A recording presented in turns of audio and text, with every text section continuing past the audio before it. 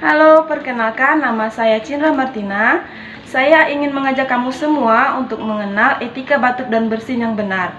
Tahukah kamu saat kamu batuk atau bersin, terjadi pelepasan virus dan bakteri yang berasal dari pernafasan, baik melalui udara maupun cairan tubuh yang dapat menular pada orang lain.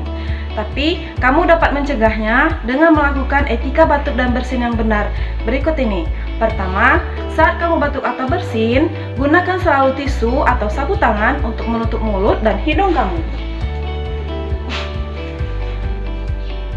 Buanglah tisu yang telah digunakan ke tempat sampah.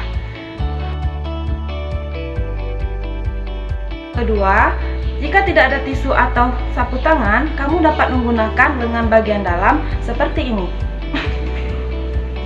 Segeralah mencuci tangan di air yang mengalir dengan menggunakan sabun, atau kamu dapat menggunakan cairan antiseptik berbasis alkohol.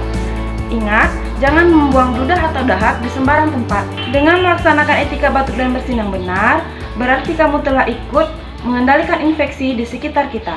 Terima kasih.